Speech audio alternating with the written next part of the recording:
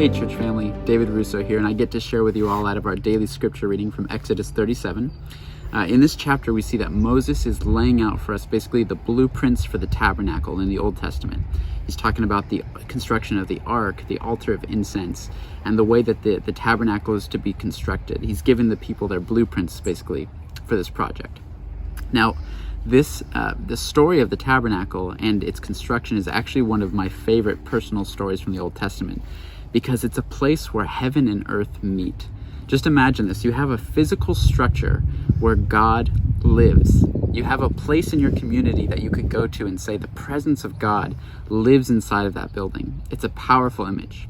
And Jesus takes us even further, because what we see in the Old Testament is that man is unable to go all the way inside. He can't come fully into the presence of God. There's a separation caused by his sin. But Jesus in the New Testament, his death on the cross opens up a new way. He opens up a new path for people to go all the way inside, to be with God in his presence. It says when he was crucified that the temple veil, basically this huge heavy material, this fabric that separated man from God, was torn in half from top to bottom. And it's an image for us of invitation to come inside, to come and be with God in his presence. It says in 1 Corinthians 3:16, "Don't you realize that all of you together are the temple of God, and that the Spirit of God lives in you?" And this is where the scandal and the revolution begin. We now believe that people, we as Christians, are the new place where heaven and earth meet. We are the new temple. We are the new tabernacle. That the Spirit of God dwells inside of us.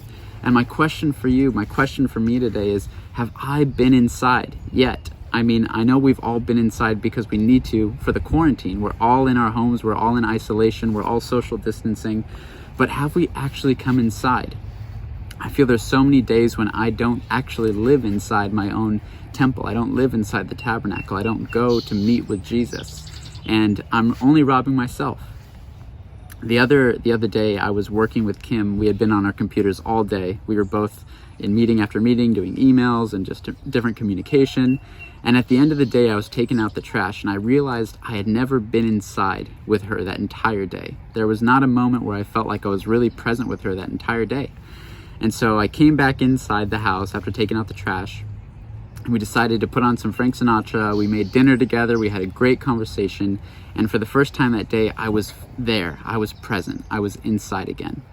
God's invitation for you, God's invitation for me, especially I believe in the season of quarantine, is for us to come back inside. Sometimes our soul needs to catch back up to our body.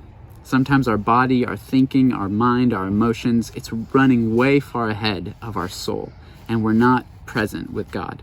He is present with us, but we haven't come inside yet. And so my encouragement for you, my challenge for you today, go inside. Spend some time with Jesus. He's been waiting. His invitation is open, and his presence is there to be enjoyed. Love you, family, and hope you have a great day. We'll see ya.